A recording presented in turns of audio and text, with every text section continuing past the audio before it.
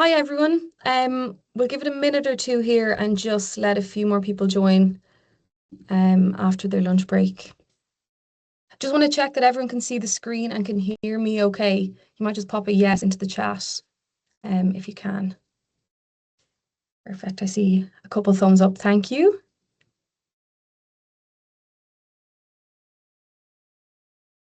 Brilliant.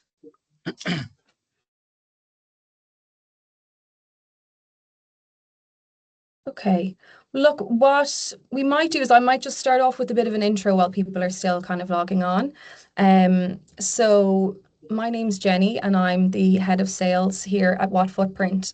And I suppose firstly, it's great to see so many people joining the call today. I suppose it just shows how topical and important this conversation is for people at the moment. Um, there's a huge amount of information going around and I suppose even more opinions circulating about the energy prices and the impact of the conflict in the Middle East. And I suppose it can be difficult to cut through that noise and understand what that actually means for your business. So our goal today is to focus on the facts. So to start us off, Jeff is going to walk us through the market update and kind of talk through what's driving the volatility. And then how those developments are likely to impact Irish businesses in kind of the weeks and the months ahead. After that, Mia, who's our head of software, is going to talk through some of the practical steps that businesses can take and that will kind of bring back that level of certainty to your business costs. So one of the key things that we really want to highlight today is that I suppose while it seems all doom and gloom at the minute, energy is something that can be managed and it can be controlled. So what we're going to do today is really simplify that process and give you kind of clear and practical guidelines so that you leave this session thinking, okay, I know what my options are and what my next steps are, so you can make informed decisions on the next course of action for your business. So I suppose without being said, like every business is different when it comes to energy in terms of usage, contracts, suppliers. So what we're going to do is just drop a link into the chat. And that's basically a free one-to-one session that you can book with a member of our team. Promise there's no strings attached on that. But it's just an opportunity if there's any specific challenges with your business, if there's something on your energy bill that you don't understand, or just want to get some kind of one-to-one advice, would encourage you to set that up. Um, so I suppose just some housekeeping before we start. We've got a good few people in now, so we'll kick ahead. But this webinar is recorded. We will be circulating it after the event, so feel free to pass it on to colleagues or anyone who couldn't attend at this time. We will be holding a Q&A at the end of the session, and Paul, What Footprint CEO, will be joining the conversation. So any questions that you have, pop them into the chat as we move along and we'll make sure we kind of get them addressed. And then one other thing is I see a lot of hospitality and particularly hotels on the call today, which is great. But if there's any specific industry challenges or concerns that you want to kind of chat through, feel free to throw them into the chat there because it's a great opportunity to talk through kind of some shared learnings or insights as well. So with that, we'll get started. I'll hand you over to our first speaker, Jeff Lyons. So he's our head of research here at What Footprint, and he's going to take us through the market update. So over to you, Jeff. Thank you very much, Jenny, for the introduction. As Jenny explained, I'm head of research and development for What Footprint, but I also play a role as a subject matter expert for energy procurement and energy markets. So over the past weeks and months, a large part of my job has actually centered on helping clients understand and also respond to the crisis from a procurement standpoint and working with them and suppliers to help them secure better rates in these uncertain times.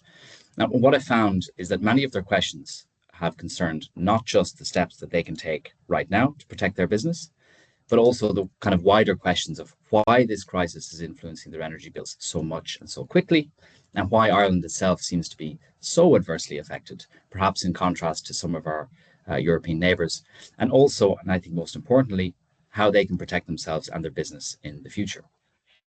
So what I hope to do for you today then is to trace the line from the conflict in the Middle East all the way to the utility bill that lands with each of your businesses at the end of the month, and hopefully provide some insights along the way, as well as some strategies and tactics for protecting your business in the crisis. The uncertainty over the last couple of weeks is very well demonstrated by the headlines that we see on the screen there, which were just taken over the last couple of days from newspapers. I suppose what's interesting here is that it's not just a garden variety crisis that we're dealing with, it's also a massive amount of political uncertainty. And the situation seems to change day to day with new updates, whether they come from the president of the US itself or from Iran. And each of these has a massive effect on moving the markets, either to the positive or the negative. So now we can start today by considering a very narrow stretch of water between the countries of Oman and Iran that many of you may not have heard of before this conflict started, but which we are now very well acquainted with, is of course the Strait of Hormuz. The strait is very, very narrow. It's only about 33 kilometers wide. It can be crossed by boat in only about an hour. But it is also a critical choke point for global energy. And on February 26th, when the conflict began, the strait was effectively closed to all shipping. And the effects on the energy markets and energy bills throughout Europe was felt almost instantly. So just some figures to kind of anchor the scale of the issue, the scale of what flows through that strait. 20% of global oil must pass through the strait to get to its onward ports, as well as about 22% of local or global liquefied natural gas, or LNG. Another very interesting one that hasn't been reported as much is that in and around 30% of fertilizer and fertilizer feedstocks also pass through the strait. So this is not just an energy security crisis, but also has massive implications for food security around the world. And just to kind of further underline the seriousness of the situation, as if we need any more help, I do have a quote from the head of the International Energy Agency who says that this oil and gas crisis, triggered by the blockade of the strait, is more serious than the twin oil crisis of the 1970s and the Ukrainian gas shock in 2022 put together. So I think that's a really, really powerful quote, because the twin oil crises of the 70s, which arose from conflict in exactly this part of the world, are what is embedded in the cultural consciousness when we think of energy crisis. And this one might eclipse both of them together. So just looking a bit closer to home and at the effect that the conflict had on market prices, which affect Ireland directly, for natural gas. So this is the benchmark natural gas price for Europe. And we see massive increase to nearly 50 euros per megawatt hour at the onset of the crisis. So it's up 44% since February 26th. So big impact for gas customers that would be on a wholesale contract. They would have seen a jump in the price that they need to pay almost instantly. The same exact increase was reflected, albeit to a higher scale, in oil prices in Ireland. Even greater increase actually, since up to 77% since the start of the conflict, and which has caused very significant turmoil in Ireland, as we've seen over the past week, due to the corresponding increases in the price of diesel and petrol. So if I may just provide a little bit of scale on the previous graph, actually, the max here was just over 60 euros per megawatt hour, whereas during the Ukraine crisis in 2022, shortly after the destruction of the Nord Stream pipeline, the price peaked at over 300 euros per megawatt hour. So it's an interesting point that while this conflict is more consequential globally, the Ukrainian crisis was worse for Europe in particular, given our use of large amounts of Russian gas. So looking to the future and what the market might look like in the months and indeed weeks ahead, I want to preface all of this by saying that no one can predict the future, at least of all me. That might sound obvious and a bit silly to say, but it's a really, really important point, because it's a fallacy that lots of people fall for without even thinking about it. And if you come across anyone as they can, particularly when it comes to energy prices, stay well away. So while we might not be able to predict the future, I think we can roughly follow the incentives to inform where we think things might unfold in the weeks and months to come. To start, I think we can say there's no economy, or at least no advanced economy on Earth, that's not affected by this disruption. And looking to the United States, they will experience nearly exactly the same kinds of inflationary pressure as we will in Europe if this conflict expands. And that should influence decision-making within the Trump administration, especially when you consider the midterm elections are approaching in November. And I just want to say the nasty thing about an energy crisis is it's not just energy prices where it's felt. It affects everything else downstream in the economy. And even an interesting point about the fertilizer, it's coming into corn or maize planting season in the United States. The United States is a massive agricultural power. Something as simple as a fertilizer shortage also really, really affects them. So all this is to say that it's not that they won't act irrationally or paint themselves into a corner, but the incentives are definitely against a wider conflict, even or especially for the United States. And on the other side, traditional allies of Iran are also very seriously affected by the disruption in energy flows, particularly those in Asia. They're very heavily dependent on LNG exports. That's also another reason for the increase in gas prices, is that whatever LNG does get out, we're now in a bidding war between parties in Asia and those in Europe, which doesn't help. So again, we cannot tell the future, but I think there are sufficient incentives against war to point towards the belligerents hopefully taking an off-ramp from this conflict in the weeks, hopefully in the weeks to come. So just taking a look at how these price shocks directly affect energy costs for Irish businesses, there's two main routes that I would contrast here. The first is the primary energy route, where businesses are buying and using the raw fuel directly. So these are fuels like natural gas, liquid propane gas, and kerosene. And they're primarily used for space heating purposes, particularly, for example, in the hospitality sector. Because they're primarily used for space heating, also in the residential sector, the effects of these shocks are primarily concentrated in winter months and are then less of an issue when demand for gas or demand for these fuels softens in the summer due to warmer temperatures. That's not the same for every industry. Obviously, the pharmaceutical sector use gas all year round, and the dairy industry is also very, very exposed. But particularly when it comes to space heating, it's mostly concentrated in the winter.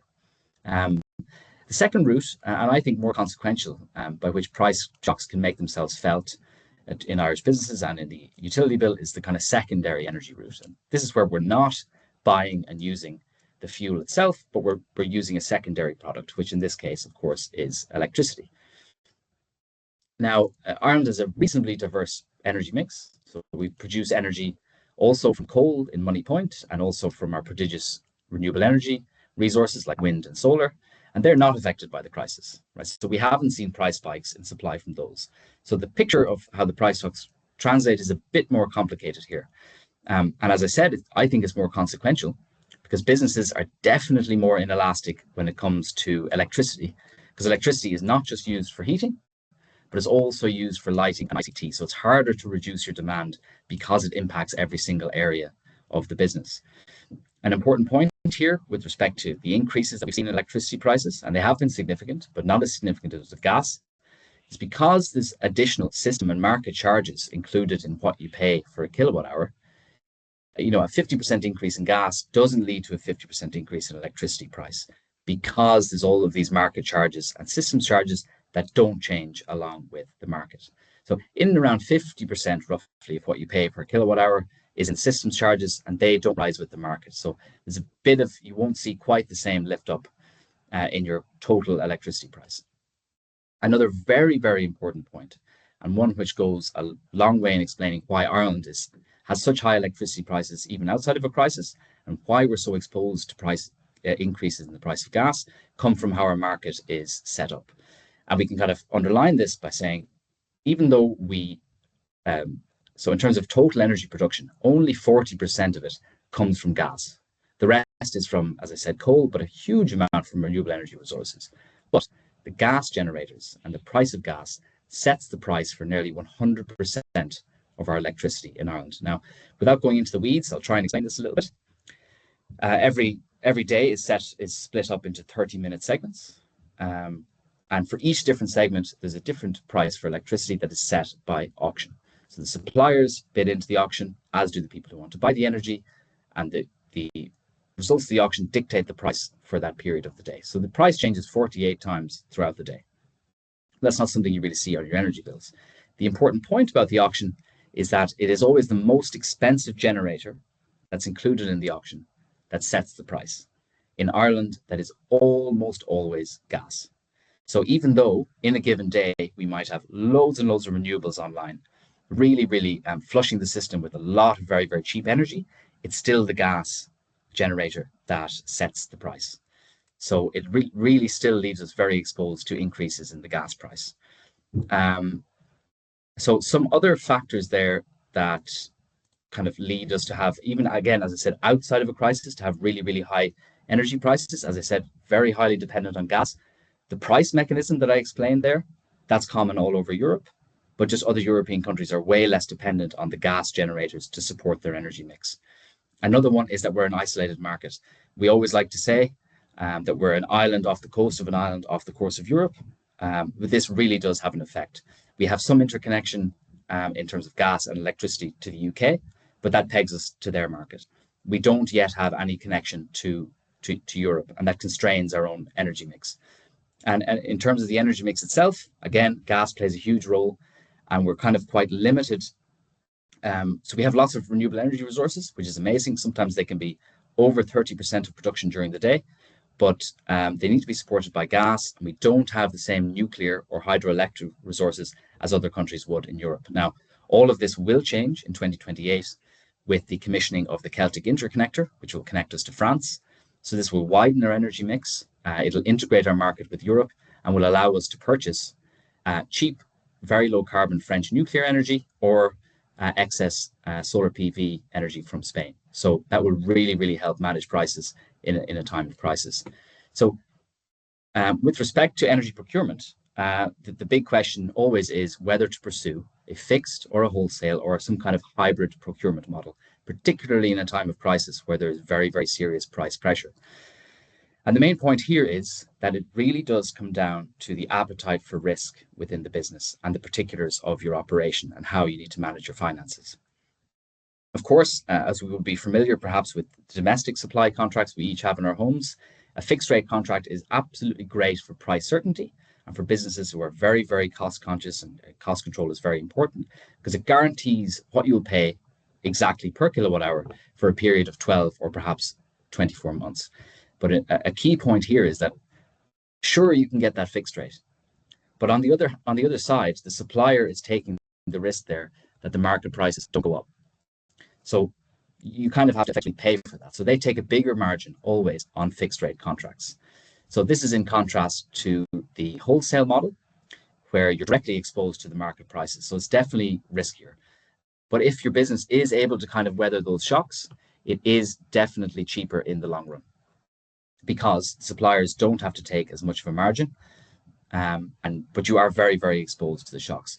The hybrid model is a very interesting one. Usually for large energy users, this takes the form of kind of hedging, where a portion of your energy demand is at a fixed price. So say 50% is fixed for a certain period, but the rest floats on the market. And what this is attempting to do is kind of find the middle ground between the fixed and the wholesale options. You know, it's more expensive than just wholesale in the long run, but at least you are protected kind of from the upside risk around prices. So, but again, that is possible even just with the suppliers, but usually you need to work with a kind of a trusted advisor like ourselves to make sure that's managed correctly. But related to that, another interesting strategy under the kind of hybrid model that we've pursued is not with direct hedging, but we're kind of negotiating repricing or breaking clauses directly with suppliers on behalf of our clients. So one example of this is a client in the hospitality sector who was really on board with going wholesale in order to kind of have cheaper prices. And he was definitely okay riding out the higher prices, but he kind of understood that he probably did want to fix later on in the summer. So what we did was we negotiated an initial period where he'd be on the wholesale prices, but then a repricing clause so we can reprice for another 12 months when the fixed rates are lower in the summer. And that also then guarantees that every year when he comes out of contract or when they come out of contract, it'll be in the middle of summer when the prices are cheaper. And you can also fix in for 24 months, but with a breaking clause after 12 months, so you can reprice at a lower rate if things resolve themselves. But it really does come down, just to underline it, it comes down to a consideration of the level of risk with your business, and that is something that we can help you out with and discuss during the one-to-one session if you do indeed book one. So just 3 very, very simple tips to kind of manage procurement in this time of crisis. Simple one, never compare on the unit rate alone. This is something that Mia will go into more detail on. You might get a very attractive energy only rate, but as I've said, in order to make sure that you know exactly what you're going to be paying, you must consider all of the other market and system charges as well. Number 2, again, sounds so simple, but it's very consequential. Know your contract end date. Because whether you're on fixed or wholesale or something a bit more nuanced, like a hybrid model, you will never pay more for energy than when you are out of contract. You go on to default or out of contract rates, which are straight away 10 to 15% higher than in contract rates. Suppliers love this. So know your contract end date, and whatever you choose, just make sure that you get into contract straight away. And this is also something that we can help you with. The third one is a difficult one for me to put forward here because, I mean, it has real impacts, but If you can, don't panic buy. Engage with an advisor like ourselves, perhaps. Look into the market and survey offers from different suppliers. If you need to, you can fix now. But if you fix now without a repricing contract, you might be locked into very high prices for a long period of time. So it does pay to just consider the risks around that as well. So the procurement side of things, that is only one side of the equation. As I said, it's really, really important because it affects exactly what you're paying for energy. But the other hand of this is, I suppose, controlling the energy that you're actually using within your business. Do you understand how you're using it? Do you understand whether there's any wastage going on? And what steps can you take to control it? And these two things together allow you to control your energy and thereby cut your costs and reduce your exposure in this time of crisis. So I'll just finish with looking to the future again, with some good news and a little bit of bad news as well. The good news is that this conflict will resolve itself. We don't exactly know how long it'll take, but it will resolve itself and things will go back to usual. And hopefully we don't forget the effects of it, because a crisis like this always underlines the need to get better on procurement and to get better with efficiency. But we are kind of in an age of geopolitical risk and a permanent energy crisis. So it will happen again. So it's important now to take the steps that you need to reduce your business's exposure in the years to come. And I think the ones that are conscious of this risk and manage it are the ones that are going to be will outperform those who just treat it as something that's fait accompli or an invisible overhead. So with that, I'd like to thank you for your attention, and I'm going to hand you over to my colleague Mia, who's going to talk about some other strategies around visibility and tracking and efficiency that you can take to protect your business. That's great. Thank you, Jeff, for the market update. So now I'm going to speak to you about how you can put yourself and your business in a place of resilience when it comes to the uncertainty of the energy market. The three main topics which I'm going to be walking you through is visibility and control, decoding your bill, and really just looking at making a plan.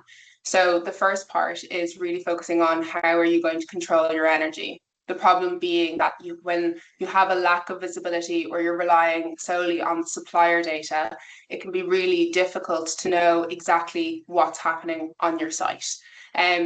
Things like this come up time and time again, where you don't really have control over what you're being billed on, and you don't really know why you're being billed the way you are. Things like an independent monitoring system really allow you to have that control and that visibility about what's happening on site. It allows you to preempt the charges that are going to be put in place and gives you a really holistic view of where energy is being used on your site. A really strong example of this is we have a client, a 4-star hotel with about 70 bedrooms, and through introducing visibility on site, we saw what seemed like a small opportunity where throughout the function rooms there was 8 kilowatt hours being used overnight per hour. Now, in summary, that seems like a very small amount, but actually when you do the maths, that equated to €3,000 savings within the year. And what that was there was no investment needed. All it was having visibility and really seeing where energy was being used and where the opportunity for savings was. So one small change through turning electrical items off in the rooms that were not using them overnight allowed the client to save just €3,000. And that was one of many opportunities that were identified. Now, moving on to a little bit of a scandalous moment. At the start of the year, I'm sure a lot of us heard about it, the ESB smart meter scandal had an impact on homes and businesses. Here we saw that there was a 19,000% inaccuracy within the bills. And this is a really strong example of relying on the supplier's meters. Those meters are in place to allow suppliers to bill you allegedly accurately. And this is an example of that not being the case. Through having your own monitoring system and having that control over where your energy is being used and how you're viewing your energy being used, it really allows you to kind of proactively manage situations like that. We saw that on the survey that we sent out, a lot of businesses rely on understanding their energy usage mainly on their bills. So situations like that, you can see that through relying on your bills, you're relying on the supplier's data being correct and playing in your favor, which may not always be the case. the meters in place provided by the suppliers are there to serve the supplier, not always the consumer or the businesses. Next, we're going to look up at the bills. I won't do a deep dive because we could be here for hours. But I think the key thing here is to know what you're paying and why you're paying it. And Jeffrey touched on it earlier, which is really looking at, a lot of the times when people talk about bills, they talk about their unit rate, right? And this is something that typically is promoted, that said supplier has a very competitive unit rate, when the reality of it is, on napkin maths, unit rates are your total bill excluding VAT divided by the consumption within that billing period. And that's what you're actually paying for the unit of energy. And that is taking into consideration the unit rate that you're paying for, say, the day, the night, or whatever tariff you're on. But on top of that, the charge is in place. And energy is something that you can kind of come at from different angles. So visibility allows you to understand what you're using. It allows you to optimize it. But when you bring in bills into that as well, it really looks at, okay, what are the charges that are in place? What are the additional things that I'm being charged at? And that's really where the focus could be. And it's a lot of the times the bills are really difficult to read, and it makes it very difficult to actually understand, am I in a good situation or am I in a bad situation? So I would really recommend that you utilize this one-on-one session, if for nothing else, to take a look at your bills and see how you are performing in comparison to others. We promise that these one-to-one sessions do not have any hidden charges, unlike what may be happening on your bill. Next up, thank you so much to everyone that responded on our survey. I think this was a really, really good opportunity to present back the data to the audience that you guys have provided. Here you can see a very scattered graph. And what we saw was the lowest unit rate that came in was 17 cents. The highest, 35. This is almost double. And I think that this is a really interesting way to present it, because a lot of the times people think that they're on a good unit rate, when actually when you're presented something like this, you can see that in comparison to someone else, that may not be the case.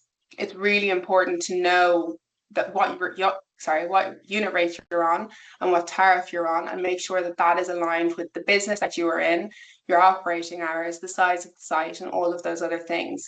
Energy can't be looked at as an individual thing. It really requires the context of the business to make sure that what you're paying aligns with the type of business that you are. Even just a 1 cent shift can be a massive saving for you as a business, especially when you have a lot of high energy users and your operating hours can be 24 hours. So we would really recommend utilizing that one-to-one session to really dive into that bill and see if there's an opportunity there. Especially with our procurement team, it's really strong, and we've seen a great success. Even when people are leaving their contracts early, there's multiple different ways to look at this, and I think having an expert look at it for you, it just gives you that confidence to make that move. Jeff touched on it briefly about not panic buying, but I think it's also, don't panic at all. There's a lot of people out there, ourselves included, that are experts in this field that can really kind of hold your hand and make sure that you're making the right decisions for you and the bottom line of the business. Next up, I'm going to take you through the plan. Now, this may seem very, very simple, but in reality, simple makes it achievable. So if we look at it from a short-term and a medium-term and a long-term objectives, the first one being the one-to-one session, I cannot advise it enough to sit down with someone that is an expert in energy and will put the time into understanding your business and blend that together and make sure that your energy profile is aligned with what you're paying for and everything that you've signed up for.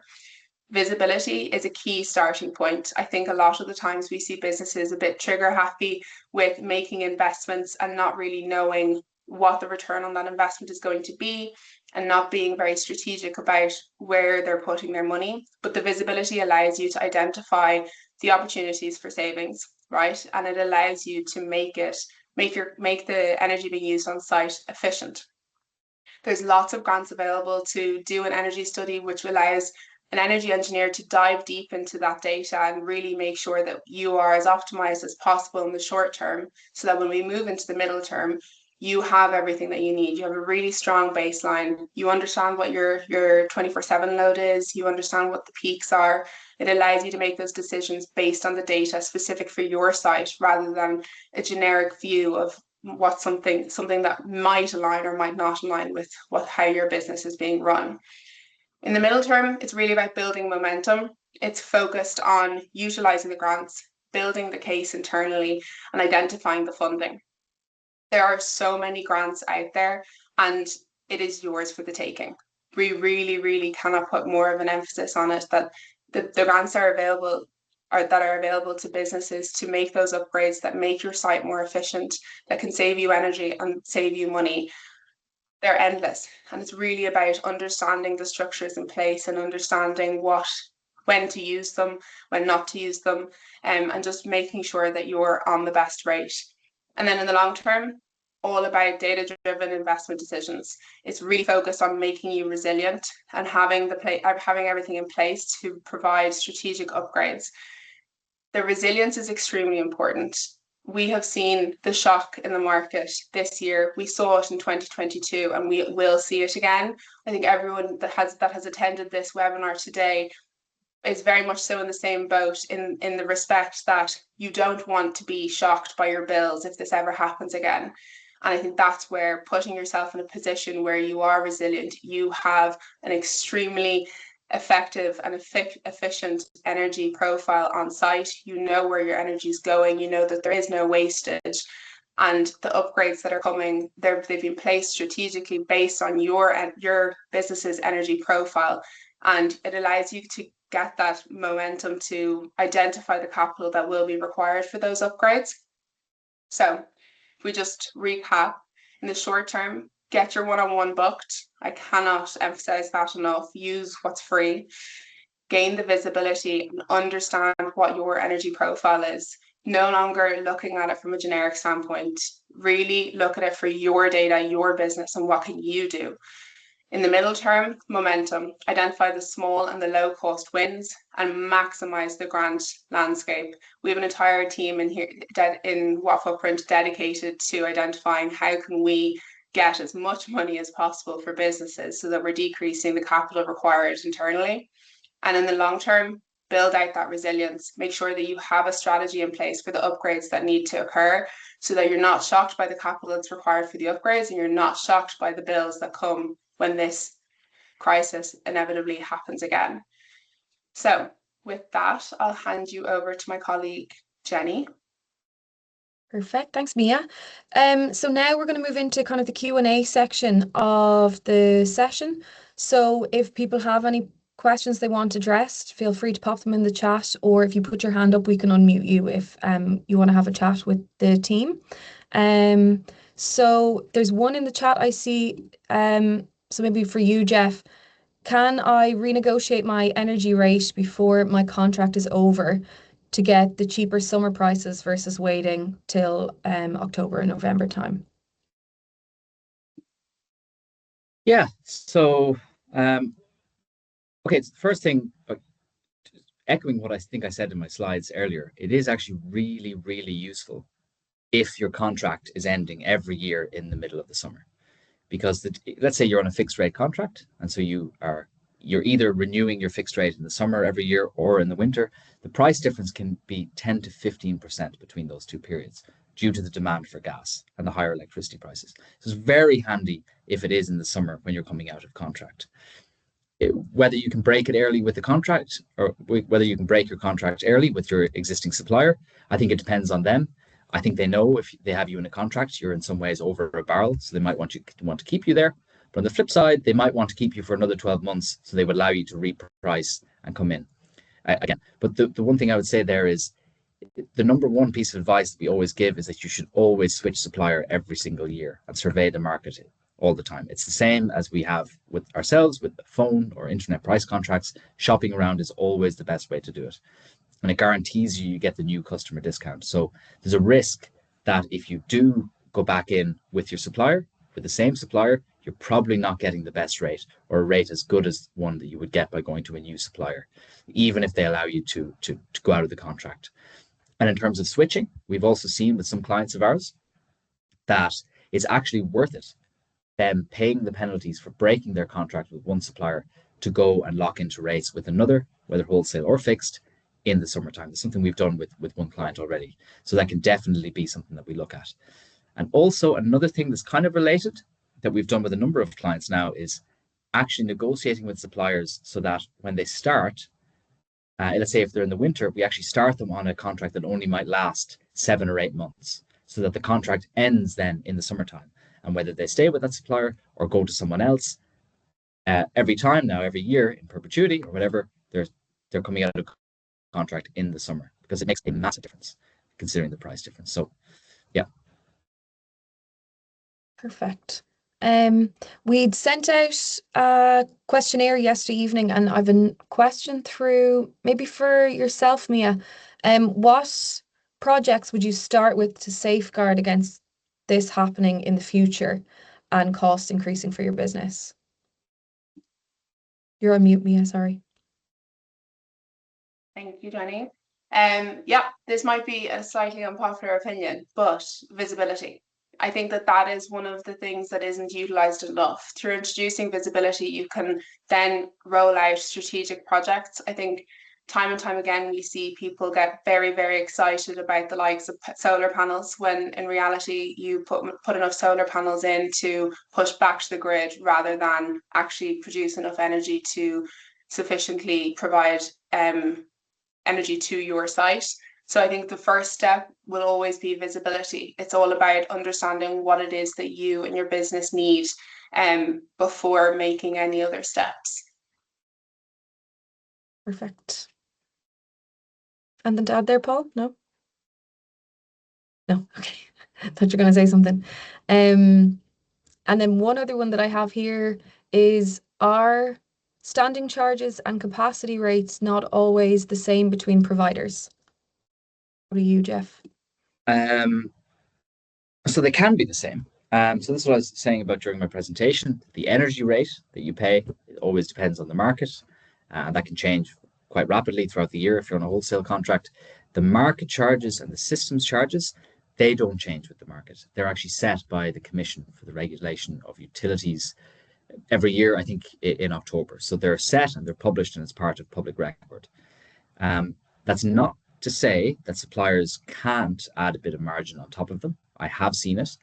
And if they do, that's definitely an example of a hidden charge. It is very rare with something like a market charge or a transmission system charge that some of you here today might only have. If you're a slightly larger user, you might only see them on your bill then. It is quite rare in that case, but definitely with respect to standing charges and capacity charges, it's a bit more common for them to put a little bit on top. And while I don't think I would consider that a hidden charge, it's definitely something you need to be aware of. And it also underlines the importance of what Mia was saying, that instead of just looking at this attractive unit rate for the energy only rate, you really need to calculate or look at the average unit rate, which takes into account everything that you're paying and allows you to actually directly do an apples and apples comparison between suppliers, considering whether one might have hidden charges versus another that doesn't. That's the most important thing. So I think in short, they should be the same, but they're not always the same. And it can be quite difficult to see that on a bill to the untrained eye. Mm-hmm. Perfect. In the Q&A section here, we have, what is your number one recommendation for health clubs with big swimming pools and high dependence on providing hot water? That might be a Paul question. Yeah, no, I can take that. A good question, I think, and probably one I've experienced a lot. I think probably one of the biggest issues, like heating is a huge demand for the likes of the swimming pools. And probably one of the biggest things I would see there is kind of two things really. One is in terms of the balancing of the system itself. So if you think of where we see a lot of kind of high energy use being used, is particularly around your pool temperature and pool hall temperatures. If they're not kind of balanced correctly, you can be basically putting a lot of heating back into the system to try and meet the set points that you have within there. So again, probably to touch it back to Mia's point, the visibility on that is quite important, because what I've often seen as well is in terms of, you might have a BMS system in place, so a building management system to manage that, but that really is switching on and off. It's not really looking at what's driving that energy. So I suppose with our platform, the Watt Footprint platform, the way we would look at that would be, we would take the temperature sensors that are there, look at what that temperature set point is, where you're actually reaching across the pool and maybe the pool hall, and then look at maybe what's actually the correlation with the energy that's being used as well. Particularly if you're, and just the other piece I might just say is in terms of if it's domestic hot water, if that's the point in terms of kind of a large load on domestic hot water, again, probably a common issue there is you will find there could be significant hot water storage, but quite not kind of designed correctly in the sense of actually utilizing that efficiently. So what we would often try to do to look to there would be that you have your primary hot water cylinder and you try to run like a buffer system in behind, which helps basically to maintain kind of temperature within the system, so you're not always heating cold water as well. So long and short, without getting too technical, it's really trying to make sure that you have a balanced system, that you're using water efficiently, that you're not heating water and it's just standing there and you're bringing cold water in all the time. So kind of the design and the balance, I suppose, is probably the pieces I would say, Jenny. Perfect. And so, Alan, you might let us know if that's answered your question, but we have another one here. Do you recommend energy brokers or preferable to get quotes directly from various energy suppliers? Shall I take that? Go for Jeff. First. Yeah. I'd say it's always good to get qualified third-party advice on something as consequential as energy. That's why we're here, and that's why brokers are also important. So yes, it's a good idea. As long as they're being upfront with you and as long as they're not engaging in kind of fortune telling and telling you it will be like this, or the prices will do something like this. They can't tell the future either. I suppose what we do that's a bit different is we can also fulfill exactly the same services as a broker.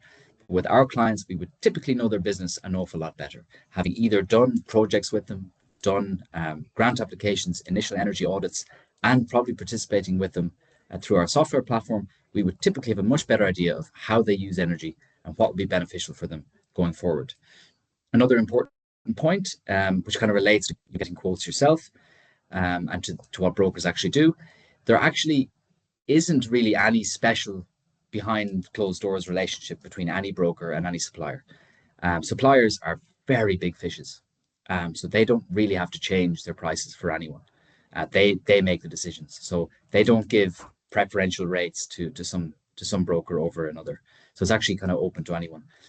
We can also provide that service, and we do so with our clients all the time. So just to underline it, advice is always really important, especially with something like this. Perfect. Thanks, Jeff. Have another one here. Is this a good time to consider getting storage batteries to store off-peak or low-cost energy?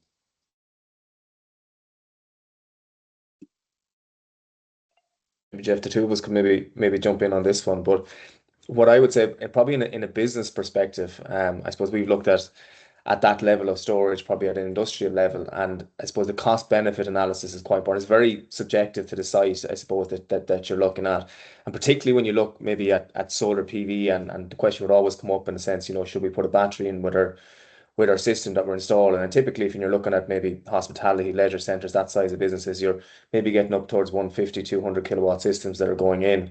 And one of the probably things I would just caution against is that really when you're putting a system like that in, and it comes back to the rates a little bit as well, is that you really want to size that system that meets the demand for your hotel, so the base load of your hotel or your leisure centre. And you don't really want to have to export back out to the grid. And same when it comes to battery storage, because I suppose the rate of which that energy can be taken back out of the batteries can limit in terms of actually the return on that as well. But also the rate that you're getting for giving it back onto the grid. You could, majority of the time, you're actually paying to buy more energy than what you're actually getting to give back. So when you do your cost benefit analysis, it doesn't always stack up in relation to that. So what I would say, it works quite well on the domestic side, battery storage, but when you go to commercial, it's really case by case basis. And I haven't seen a huge amount where we would have recommended it, unless Jeff, you maybe have anything maybe to look back on that, but that's probably the view I would say. I would just echo what you said in that it is very, very expensive.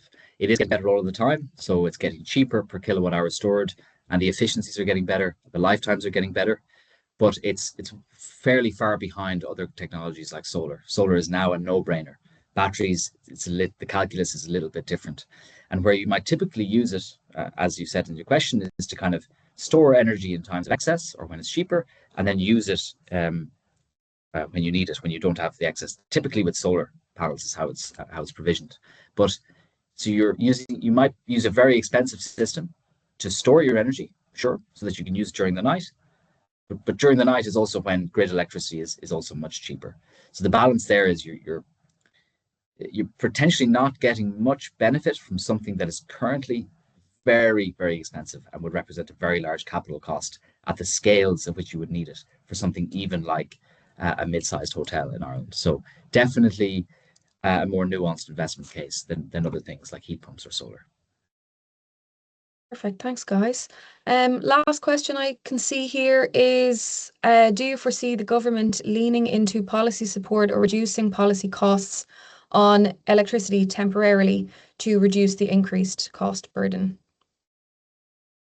Let's take that one. I was going to say that's a quite a sensitive one, I'd say. Do you want to phone a friend?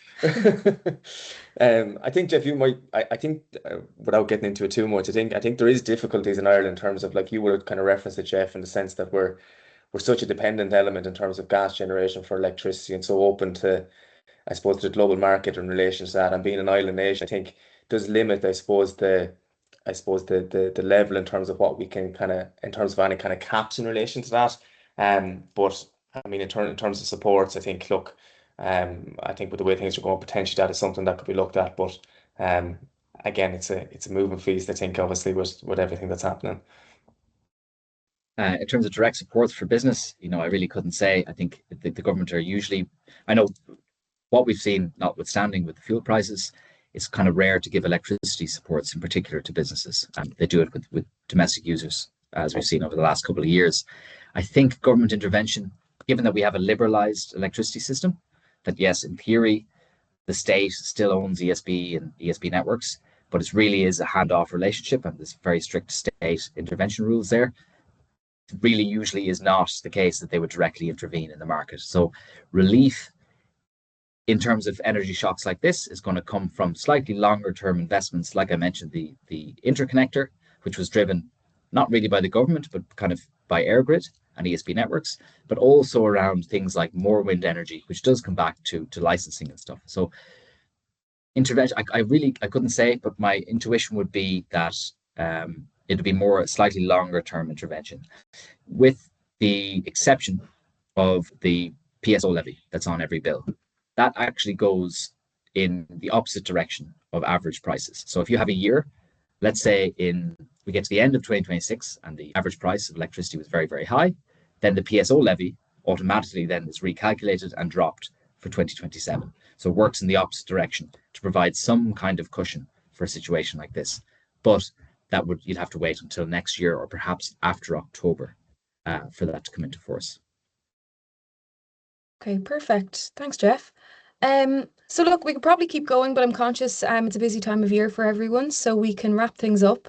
A quick reminder that the booking link is in the chat, but if anyone has any questions or any kind of pressing concerns, feel free to reach out to myself or some of the team over the coming days. And thanks again for joining us. Thank you, everyone. Thanks, everybody.